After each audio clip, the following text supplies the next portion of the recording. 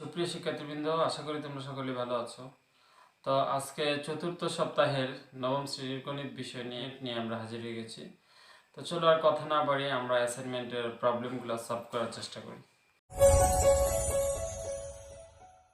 প্রথম সৃজনশীল প্রশ্ন হচ্ছে পি কিউ আর একটা ত্রিভুজ, এই যে পি কিউ আর একটা সমবাহু ত্রিভুজ এবং পিএসটা কিউ এর উপর লম্ব। তো ক হচ্ছে পি কিউ সমান 3cm হলে পি কিউ আর এর ক্ষেত্রফল নির্ণয় করো। তো দেখো বলা আছে 1 নং সৃজনশীলের যে প্রথম অংশটা কি বলা আছে যে পি কিউ আর একটা ত্রিভুজ, তাহলে দেওয়া আছে পি কিউ সমান 3 সেন্টিমিটার। তাহলে আমরা জানি সমবাহু ত্রিভুজের ক্ষেত্রফলের সূত্র জাস্ট লিখব √3/4 স্কোয়ার। এখানে স্কোয়ার মানে পি কিউ, তারপর এটার মান বসাই দিলে এটা আনসারটা হয়ে গেল 3.897। ওকে, এরপরের যে প্রশ্নটা, এই প্রশ্নটা একটু দেখবে যে তোমরা খ নম্বরে বলা আছে প্রমাণ করো যে P Q plus P R greater than 2 into কত পিএস। তো দেখো এই প্রশ্নটা বলা আছে, এই হচ্ছে তার উত্তর। 1 নং প্রশ্নের খ, এখানে বলা আসলো যে পি কিউ আর একটা ত্রিভুজ, আমরা এই যে পি কিউ আর একটা ত্রিভুজ অঙ্কন করলাম এবং পিএসটা তার উপরে কি আছে লম্ব, এবং এই পিএসকে ই পর্যন্ত বর্ধিত করেছি এমনভাবে যাতে কি হয় পিএস আর এসই সমান হয়, পিএস এবং এসই সমান হয়, যে অঙ্কনে আমরা এটা লিখে দিয়েছি। তাহলে আমাদেরকে প্রমাণ করতে হবে P Q plus P R greater than 2 into PS. তো এই প্রমাণটা সহজ, তোমাদের বইয়ের অঙ্কের সাথে একটা মিল আছে আসলে। তো প্রমাণের জন্য আমরা প্রথমে এই যে এই দুই পাশে দুইটা ত্রিভুজ আছে, একটা হচ্ছে তোমার দেখো পি কিউ এস এবং আরেকটা হচ্ছে ইএসআর। এই দুইটা ত্রিভুজের মধ্যে আমরা কিছু তুলনা করলাম। এইখানে QS equal to R S, এই যে QS equal to R S, যেহেতু এসটা তার মধ্যবিন্দু, ঠিক আছে। তো এইভাবে আমরা প্রমাণ তুলনা করে সমবাহু ত্রিভুজটা সর্বসম দেখালাম। সর্বসম দেখানোর পরে এখানে কি হয়ে গেছে পি কিউ ইকুয়াল টু আর ই, এই যে পি কিউ ইকুয়াল টু হচ্ছে আর ই, এই দুইটা জিনিস আমাদের বাকি ছিল, এই দুইটা জিনিস আমরা দেখিয়ে দিলাম। তারপরে এই যে সম্পূর্ণ পি আর ই ত্রিভুজ, দেখো একটু ভালো করে তোমরা, পি আর ই ত্রিভুজ, এই ত্রিভুজের মধ্য থেকে আমরা কি করলাম, আমরা জানি ত্রিভুজের যে কোনো দুই বাহুর সমষ্টি তৃতীয় বাহু অপেক্ষায় কি বৃহত্তর। দেখো এখানে আমি লিখে রেখেছি যে কোনো দুই বাহুর সমষ্টি তৃতীয় বাহু অপেক্ষায় বৃহত্তর। এই কারণে এই যে পি আর এবং ই, এই ত্রিভুজ থেকে আমরা লিখতে পারি P R plus R E greater দেন পিই। এই যে দেখো এটা আমরা লিখলাম, এই ত্রিভুজ থেকে আমরা লিখলাম ত্রিভুজ পি আর ই এ P R plus R E greater than কত পিই। তারপরে এরপরে তোমরা আসলে যেহেতু এটা অ্যাসাইনমেন্ট আর এটা তোমাদের বইয়ে আছে, এটা তোমাদের এত বোঝানোর কিছু নাই, এখানে কোন বাহুর পরিবর্তে কি হয়েছে এখানে ক্লিয়ারভাবে সব লেখা আছে, আশা করি তোমরা বুঝতে পারবে। তারপরে গ নম্বর প্রশ্নটা হচ্ছে কি, প্রমাণ করে যে 4ps square equal to 3pr square. দেখো আশা করি প্রশ্নটা তোমরা, তো দেখো পিএস, এই পিএসটা হচ্ছে তোমার পিএস হচ্ছে কিউআর এর উপর লম্ব, হয়েছে কিউআর এর উপর লম্ব। তাহলে এখানে আমরা একটা জিনিস দেখতে পাচ্ছি, লম্ব যেহেতু হয়েছে এটা ঠিক কিউআর এর মধ্যবিন্দুতে কিন্তু এই এসটা আছে। ওকে, তাহলে আমরা লিখতে পারি যে পিএস, যেহেতু এই চিহ্নটা দেখবে অনেক সময় বোঝা যায় না, যেহেতু ডটের মতো, তাহলে পিএস ত্রিভুজ পি কিউ আর এর মধ্যমা, যেহেতু এই পিএসটা ত্রিভুজ পি কিউ আর এর মধ্যমা, তাহলে আমরা এই যে কিউএস ইকুয়াল টু লিখতে পারি S R equal to half of Q R. Okay, তাহলে এই কিউএসটা আর এই যে এস আরটা আসলে ত্রিভুজ কিউ আর এর কি যে বাহুটার অর্ধেক। তাহলে যেহেতু সমবাহু ত্রিভুজ, এই কারণে এটা আরও লিখতে পারি QS equal to S R equal to half of P Q এবং হাফ অফ পি আর, এই সবগুলোরই কি লিখতে পারি আমরা অর্ধেক। তাহলে আমরা যেহেতু এই পিএসটা লম্ব হচ্ছে কিউ আর, তাহলে সমকোণী ত্রিভুজ এখানে উৎপন্ন হয়েছে। তোমরা জানো যে এখানে ত্রিভুজ যদি লম্ব হয় তাহলে এখানে কি হয়, সমকোণী ত্রিভুজ উৎপন্ন হয় উভয় পাশে। তাহলে সমকোণী ত্রিভুজ হতে পিথাগোরাসের উপপাদ্য তোমরা জানো, কি যে এই যে আমরা যদি ত্রিভুজ পি এস কিউ নিই, যে পি এস কিউ, তাহলে পি এস কিউ থেকে আমরা লিখতে পারি অতিভুজ স্কোয়ার সমান লম্ব স্কোয়ার প্লাস ভূমি স্কোয়ার, অথবা লম্ব স্কোয়ার প্লাস ভূমি স্কোয়ার সমান অতিভুজ স্কোয়ার। ওকে, তারপরে এই যে কিউএস এর মান এখানে কি আছে দেখো, কিউএস সমান হাফ অফ পিআর। এই যে কিউএস এটা সমান হচ্ছে হাফ অফ কত, পিআর। তারপর এটা মান বসিয়ে দিলাম, 2 দুগুণে 4 হয়ে গেল। তারপরে উভয় পক্ষকে 4 দ্বারা গুণ করে দিয়েছি, তাহলে এখানে হবে 4, এখানে এই 4 কাটা যাবে আর এইদিকে আসবে একটা 4। তারপর সাইড পরিবর্তন করার পরই এটা কি হয়ে গেছে, প্রমাণিত হয়ে গেছে। তো সাইড পরিবর্তনের সাথে সাথে এটা প্রমাণিত। ওকে, প্রমাণিত। 2 নম্বর সৃজনশীলে বলা আছে কি যে ত্রিভুজ ডিইএফ এ ডিই গ্রেটার দেন ইএফ এবং কোণ ই এবং কোণ এফ এর সমদ্বিখণ্ডকদ্বয় পরস্পর ই বিন্দুতে এবং বহির্দ্বিখণ্ডকদ্বয় কিউ বিন্দুতে ছেদ করেছে। তাহলে ক নম্বর প্রশ্ন হচ্ছে কোণ ডি সমান 40 ডিগ্রি হলে কোণ ইপিএফ এর ডিগ্রির পরিমাণ নির্ণয় করো। ওকে, তো দেখো আমরা এটা করে ফেলব। এই যে প্রথম সৃজনশীল 2 নংয়ের প্রথম প্রশ্ন, এই যে আমরা চিত্রটা ডিইএফ এঁকে নিলাম এবং এখানে সমদ্বিখণ্ডকদ্বয় কি করেছে, পি বিন্দুতে মিলিত হয়েছে, এই যে পি বিন্দু। তাহলে আমরা এখান থেকে আমরা জানি, তোমাদের বইয়ে দেখবো আরেকটা প্রশ্ন এভাবে এরকম আছে যে 90 ডিগ্রি প্লাস হাফ কোণ ডি, এরকম আমরা প্রমাণ শিখেছি। অর্থাৎ আমরা এখানে এই চিত্র থেকে আমরা লিখতে পারি কোণ ইপিএফ সমান 90 ডিগ্রি প্লাস হাফ কোণ ডি, আর এই ডি এর মান যেহেতু 40 ডিগ্রি এখানে দিয়ে দিলাম, কাটাকাটি করে এটা হয়ে গেল কত, 110। ওকে, আশা করি তোমরা এটা ক্লিয়ারলি বুঝতে পেরেছ। তো এখন 2 নম্বর প্রশ্নটা আমরা একটু দেখব মনোযোগ দিয়ে, অর্থাৎ 2 নং সৃজনশীলের খ নাম্বার। বলা আছে কি যে এখানে বলা আছে বর্ধিত ইপি ডিএফ কে এম বিন্দুতে ছেদ করলে প্রমাণ করো যে কোণ ডিএমই একটা স্থূলকোণ। ওকে, এটা একটা কি স্থূলকোণ, এটা ভেরি ইজি। তোমরা এই কাজ করার আগে তোমরা প্রশ্নটা তোমাদের সাথে কিন্তু রাখবে। তো দেখো আমরা এই ত্রিভুজটা আসলে আমাদের প্রমাণের সুবিধার্থে 2 নংয়ের খ নম্বর সৃজনশীলটা আমরা ডিইএফ এই অঙ্কন করলাম এবং ওই যে পিই এর বর্ধিত অংশ এটা এম বিন্দুতে মিলিত হলো এবং এইখানে ই থেকে এই ডিএফ এর উপর ইকে আমরা লম্ব অঙ্কন করেছি। ইকে লম্ব যেহেতু অঙ্কন করেছি, এখানে 90 ডিগ্রি কোণ আছে, আমি এটা চিহ্নটা দিয়ে দেখিয়ে দিয়েছি যেখানে 90 ডিগ্রি। ওকে, তো বিশেষ নির্বাচন আসলে যেটা দেওয়া আছে এটাই আমরা লিখেছি যে ত্রিভুজ DEF A D greater than EF এবং বর্ধিত ইপি ডিএফ কে এম বিন্দুতে, এই যে এম বিন্দুতে ছেদ করেছে। ওকে, তাহলে আমরা প্রমাণ করতে হবে কি ডিএমই, এই যে ডিএমই এটা একটা কি স্থূলকোণ, এই কোণটা হচ্ছে স্থূলকোণ। তো স্থূলকোণ প্রমাণ করা ভেরি ইজি।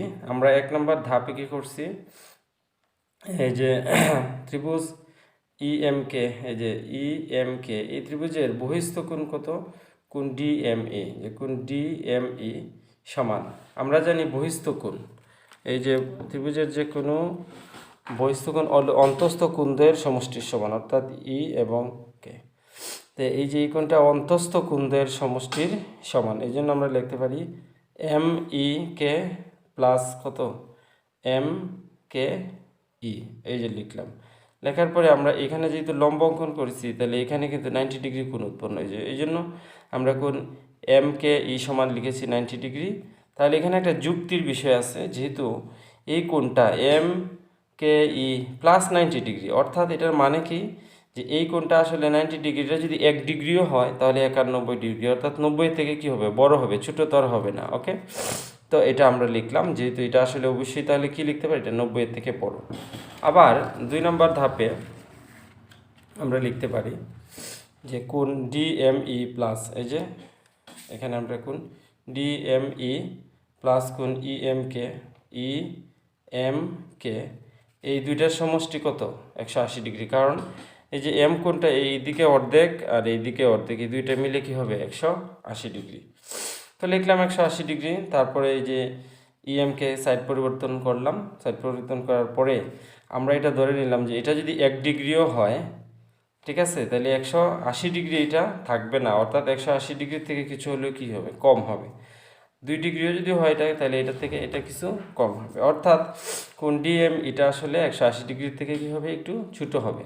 তাহলে আমরা দেখালাম একই কোণ একবার 90 থেকে বড় আবার আরেকবার কি 90 থেকে ছোট। তো এই ধরনের যদি কোনো কোণ হয় 90 থেকে বড় 180 থেকে ছোট, তখন এটাকে বলা হয় স্থূল কোণ। তাহলে এটা ক্লিয়ার প্রমাণ, আশা করি তোমরা এটা বুঝতে পেরেছো। ঠিক আছে,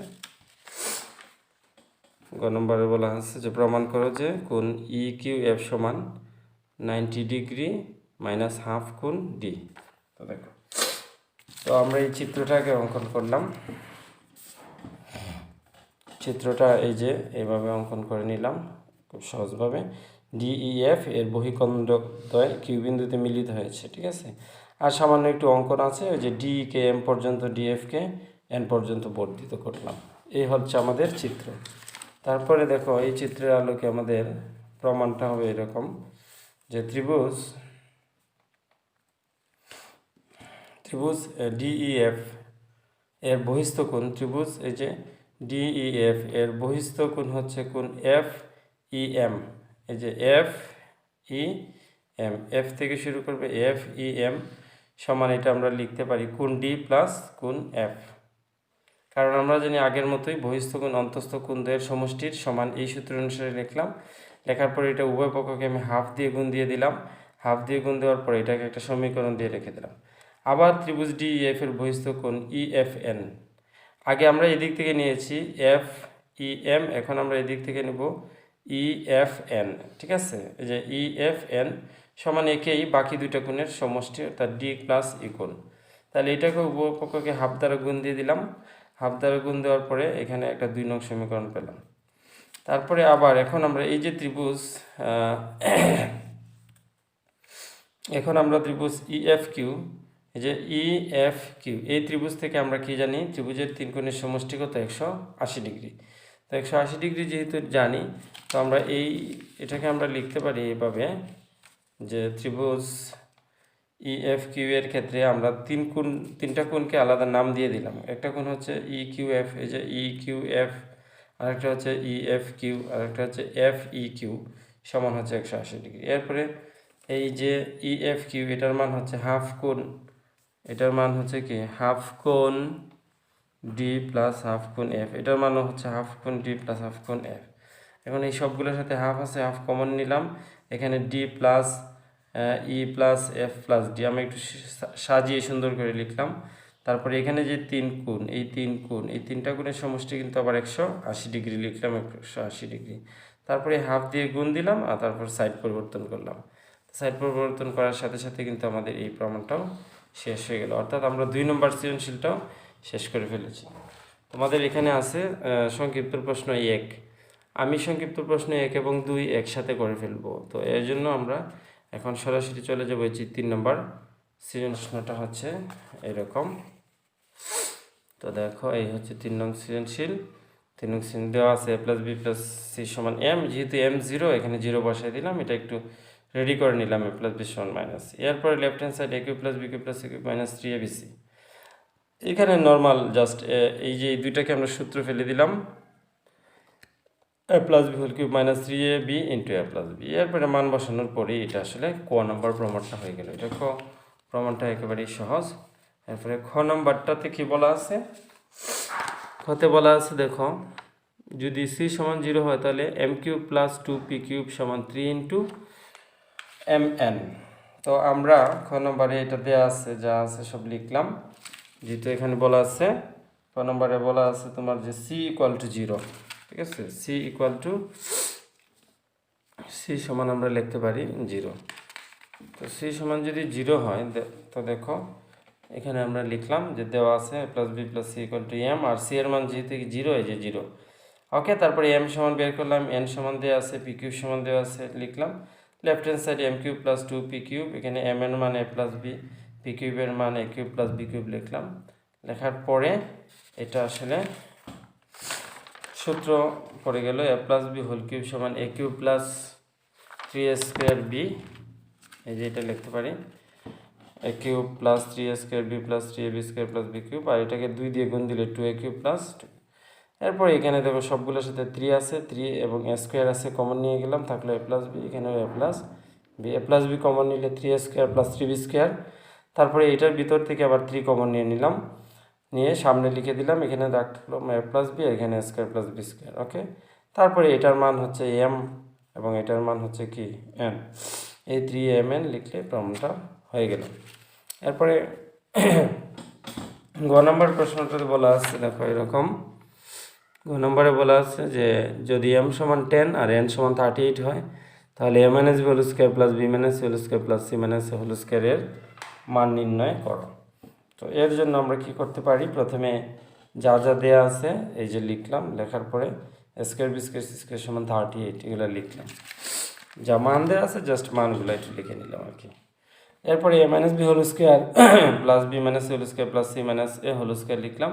এটা a minus B whole square সূত্র square minus 2ab plus b square, same এই দুইটাকে ভাঙলাম।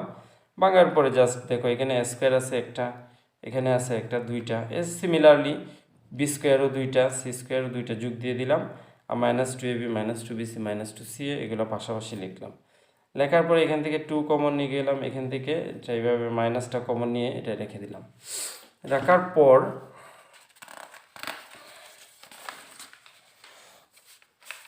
দেখো এরপরে এই যে এটা হলো এর মাইনাস কমনের পরে ওই যে এবি, আমি আবারও একটু দেখাই দিচ্ছি এখানে এবি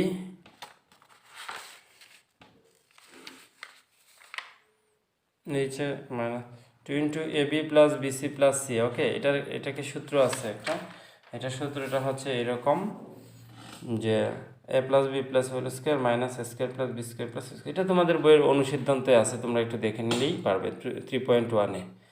ওকে, তো দেখো এখানে মান বসানোর পরে এটা কিন্তু আমাদের হয়ে গেল অঙ্ক। তারপরে হচ্ছে 4 নম্বর সৃজনশীল। সৃজনশীল যেটা আছে এটা তোমরা একটু বইয়ে দেখে নেবে। 4 নম্বর সৃজনশীল, এই যে 4 নম্বর সৃজনশীল প্রথমে আছে চলকের পরিচয় সহ মধ্যক নির্ণয়ের সূত্রটি লিখো। তো মধ্যক নির্ণয়ের সূত্র এটা তো তোমরা সবাই জানো, এই যে মধ্যক নির্ণয়ের সূত্র আমরা লিখলাম, লেখার পরে এখানে L N F S C এগুলার কী বোঝায় তা দিয়ে দিলাম। ঠিক আছে, 4-এর ক মানে শেষ। এরপরে 4-এর খ নম্বরে বলা আছে যে সংক্ষিপ্ত পদ্ধতিতে গড় নির্ণয় করো। ওই যে দেখো এখানে আছে সংক্ষিপ্ত পদ্ধতিতে গড় নির্ণয়। সংক্ষিপ্ত পদ্ধতিতে গড় তো তোমরা এটা ভেরি ইজি, তোমরা সবাই এটা জানো। তো এই জন্য আমরা দেখো যে টেবিল আঁকতে হবে, টেবিলে যা যা লিখতে হয় তো তোমরা ভালোই জানো, এটা নিয়ে আসলে বলার কিছু নাই। জাস্ট আমি টোটাল প্রশ্নটা একসাথে দিয়ে দিলাম, তোমরা একটা স্ক্রিনশট দিয়ে এরপরে টোটাল অংশটা এখানে লিখতে পারবে। ঠিক আছে, এরপরে গ নাম্বারটা হচ্ছে, গ নাম্বার বলা আছে যে প্রদত্ত উপাত্ত থেকে গণসংখ্যা বহুভুজ অঙ্কন করো। তো গণসংখ্যা বহুভুজ অঙ্কন করতে গেলে তোমরা জানো একটা সারণী লিখতে হবে, এখানে শ্রেণী মধ্যবিন্দু আর গণসংখ্যা লিখলাম। লেখার পরে কিছু স্কেল নির্ধারণ, এক্স অক্ষে প্রতি 5 গড়কে শ্রেণী ব্যবধানের মধ্যবিন্দুর সাই 4 একক ধরে এবং ওয়াই অক্ষে গড়কে 1 একক ধরে একটা গণসংখ্যা বহুভুজ অঙ্কন করলাম। তো দেখো গণসংখ্যা বহুভুজ অঙ্কন করতে গেলে কি লাগে, নিচের দিকে এদিকে লাগে মধ্যবিন্দু, এদিকে লাগবে মধ্যবিন্দু, আর উপরের দিকে লাগবে কি গণসংখ্যা, উপরের দিকে লাগবে গণসংখ্যা। এই তো এখানে 55.5 থেকে শুরু হয়েছে, তো এক গড় সামনে আমি লিখেছি, এক্সট্রা লিখেছি, এটা দেখতে যেতে সুন্দর হয়, তারপর এটা যোগ দিয়ে দিলেই শেষ। তো এই গণসংখ্যা বহুভুজ পরিসংখ্যানের অংশ, এটা নিয়ে কথা বলার কিছু নেই, তোমরা এটা ভালোই পারো। সংক্ষিপ্ত প্রশ্ন 1, সংক্ষিপ্ত প্রশ্ন 1 দেখো তোমাদের এখানে 5টা প্রশ্ন আছে। a মাইনাস বি সমান 4, a বি সমান 16 হলে a প্লাস বি সমান কত, তারপরে আছে x মাইনাস 1 বাই x সমান 5 হলে x কিউব প্লাস 1 বাই, প্রশ্নটা তোমরা সাথে রাখবে। ঠিক আছে, তো এটা তোমরা ছোট ছোট প্রশ্ন, আমি জাস্ট একটু এটা বলে দিচ্ছি। দেখো এই যে সংক্ষিপ্ত প্রশ্ন 1, আর দেয়া আছে লিখে, আমরা জানি a plus B whole square সমান a minus B whole square plus কত 4ab, মান বসিয়ে দিলাম, স্কোয়ার করে ফেললাম। তারপরে 5 ষোলং 80, যেহেতু ওইটাকে 4 4 4 16 হয়ে গেল, এটা বের করে নিয়ে আসলাম। ঠিক আছে, এবং খ নম্বরে বলা আছে, খ নম্বরে দেওয়া আছে যে x মাইনাস 1 বাই x সমান 5 হলে x cube plus 1 by x cube, এটা তো জাস্ট তোমরা ইজি একটা ব্যাপার, সূত্রটা লিখবো, লেখার পরে মান বসিয়ে দিলে এটা হয়ে যাবে। তারপরে 3 নম্বরে দেখো কি দেওয়া আছে, অঙ্কটা আসলে একটু ইম্পর্ট্যান্ট, এই জন্য আমি অঙ্কটা একটু করে দেব। আমরা যেটা ডাক দেওয়া আছে এটার একটা ফাংশন ধরে দিলাম, এফ অফ এ সমান এটা ধরে নিলাম, তারপরে এ ইকুয়াল টু মাইনাস এ বসালে দেখা যায় এটা 0 হয়, তার মানে F of minus equal to 0, যেহেতু দেওয়া আছে বড় করে, তাহলে এটা মাইনাস বসালে কি হয়ে গেছে 0, তাহলে প্লাস এটা 1টা এফ অফ এর একটা উৎপাদক। এই জন্য আমরা এটাকে ভেঙে এইভাবে লিখতে পারি। তো দেখো এখানে তার উৎপাদকটা আমি কত পেলাম, +1। তাহলে এখন আমার কাজ হচ্ছে কি, যে এই যে স্কোয়ার দিয়ে এটা আমি কি গুণ দিলে কি হয় এ কিউব, আবার স্কোয়ার দিয়ে 1কে গুণ দিলে হবে প্লাস কত, তো দেখো এই এ কিউব প্লাস স্কোয়ার, এখানে তো আর স্কোয়ার উপরের লাইনে নাই, এই জন্য ব্যালেন্স করার জন্য আমরা একটা মাইনাস স্কোয়ার লিখে নিলাম। এরপরে এটাকে আবার এখানে মাইনাস স্কোয়ার আছে, তো এটা বানানোর জন্য এখানে কী দিয়ে গুণ করতে হবে, মাইনাস আর স্কোয়ার, আর দিয়ে 1কে গুণ মাইনাস আর এখানে এর অংশটা আছে 21 এই জন্য ব্যালেন্স করার জন্য আমরা 20 লিখে দিলাম। এরপরে আবার লিখতে হবে আমার +1, তো এখানে -21 আছে, তো এটা বানাতে গেলে কী করতে হবে, আমার 20 দিয়ে গুণ দিতে হবে, 20 আর গুণ দিলাম 21 আর প্লাসে মাইনাসে মাইনাস কত 20। এভাবে ফার্স্ট এবং লাস্টে যখন মিলে যাবে তখন আমার এই অঙ্কটা শেষ। এরপরে আর তেমন কিছু না, +a কমন নিয়ে নিলাম, এখানে রইল স্কোয়ার মাইনাস a+20, এবং এটাকে জাস্ট একটা মিডিল ফ্যাক্টর করলেই এই অঙ্কটা শেষ হয়ে যাবে। মিডিল ফ্যাক্টর 6, 7 এর অঙ্ক, এটা তোমরা এমনি বুঝতে পারবে। তারপরে 4 নম্বরের একটা অঙ্ক দেওয়া আছে। 4 নম্বরের অঙ্কটা হচ্ছে x টাকার x% সরল মুনাফায় 4 বছরের মুনাফা x টাকা হলে x এর মান নির্ণয় করো। তাহলে আসলে আসল সমান x দেওয়া আছে এখানে, আসল সমান x টাকা, আর সমান x% মানে 100 x সময় 4 বছর, এভাবে আমরা জানি i = PNR লিখে জাস্ট এখানে এখন সামান্য একটা ক্যালকুলেশন করলেই x এর মানটা বের হয়ে যাবে। এরপরে 5 নম্বর অঙ্কটাতে দেওয়া আছে 1/p = √5 - 2। তাহলে এটাকে আমরা বিপরীতকরণ করলাম, এখানে p আর এটার নিচে ছিল 1, উপরে হলো 1, নিচে আছে √5 - 2, এই জন্য লব হরকে আমরা √5 + 2 দ্বারা গুণ দিয়ে দিলাম। গুণ দেওয়ার পরে এখানে p এর মান পেলাম √5 + 2। এরপর এটাকে বর্গ করে দিলাম, এই যে, তার এটাকে a আর b ধরে a² + 2ab + b² সূত্র অ্যাপ্লাই করলেই এই অঙ্কটা হয়ে যায়। খুব সিম্পল ক্যালকুলেশন, বুঝতে পারবে। পাঁচটা প্রশ্ন বলতে গেলে অনেক সময় লাগবে, তো আমি বললাম না। এখানে প্রথমে বলা আছে একটা পরিসরের সূত্র তোমরা জানো, এখানে দেয়া আছে সর্বনিম্ন মানটা দেয়া আছে, বলছে সর্বোচ্চ মান কত। তো সর্বনিম্ন মান 31 বসায় দিলে কি হবে, তা সর্বোচ্চ মান এমনি বের হয়ে যাবে। 31 থেকে 1 বাদ দিলে -30, তারপরে সাইড পরিবর্তন করলে এটার মান হয়ে গেল কত 120। এরপরে বলা আছে 1 থেকে 22 পর্যন্ত 3 দ্বারা বিভাজ্য সংখ্যাগুলোর মধ্যক। তাহলে 3 দ্বারা ভাগ করা যায় 3, 6, 9, 12, 15, 18, 21। তাহলে এখানে 60টা সংখ্যা আছে বেজুর, তো বেজুরের মধ্যক নির্ণয় সূত্র হলো n+1/2 তম পদের মান। ওকে, n মানে 7 + 1/2 তম পদের মান। এরপরে কাটাকাটি করলে 4তম পদের মান, মানে 4তম পদ কত 1, 2, 3, 4। ওকে, এই 4তম পদ আছে কত 12, এই হচ্ছে আমাদের আনসার 12। এরপরে 3 নম্বর একটা প্রশ্ন আছে, দেখো 1 0 1 0 1 0 1 এরকম 11টা সংখ্যা দেয়া আছে, অর্থাৎ 0 তো আমার লেখার আর প্রয়োজন নাই, 0 যোগ যাই করি মান তো কোনো পরিবর্তন হবে না, এই জন্য আমি +1 লিখে দিলাম, আর 0 আর লিখলাম না। তো টোটাল সংখ্যা আছে 11টা, আর 1 আছে 6টা, ওই যোগ দিয়ে 11 দিয়ে ভাগ দিলেই আনসারটা হয়ে গেল। এরপরে 4 নম্বরের প্রশ্নটা একটু দেখতে হবে। 4 নম্বরের প্রশ্নটা হচ্ছে, দেখো কোন শ্রেণীর 45 জন শিক্ষার্থীর মধ্যে 30 জন বালকের, টোটাল 45 আছে, এর মধ্যে 30 জন বালকের গড় ওজন 52 কেজি এবং 15 জন বালিকার গড় ওজন হচ্ছে 40 কেজি হলে গড় ওজন বের করো। 30 দিয়ে 52কে গুণ এবং 15 দিয়ে কি 40 গুণ, এরপরে যোগ দিয়ে 45 দিয়ে ভাগ দিলে এটা হয়ে যাবে। এরপরে 5 নম্বর প্রশ্ন হচ্ছে 28, 30, 25, এখানে লেখা আছে, দেখো এই সংখ্যাগুলোর প্রচুরক কত। তো প্রচুরক কত তোমরা এটাতে 8এই তোমরা শিখেছো, অনেক ভালোভাবে জানো। এখানে দেখা যাচ্ছে যে 28 আছে 2 বার, এবং 25 আছে কতবার, আরও 2 বার, অর্থাৎ 28 এবং 25 2 বার করে বিদ্যমান, সুতরাং প্রচুরক হবে 28 ও 25। তো আশা করি তোমরা এই ক্লাসটা থেকে উপকৃত হবে এবং অ্যাসাইনমেন্ট তোমরা নিজে নিজে তৈরি করতে পারবে। তো আমরা আশা করব আমাদের এই যে আরবি অনলাইন ম্যাথস চ্যানেলটি তোমরা সাবস্ক্রাইব করে আমাদের সাথে থাকবে, তাহলে তোমরা রেগুলার এই ধরনের সমস্যার সমাধান পেয়ে থাকবে।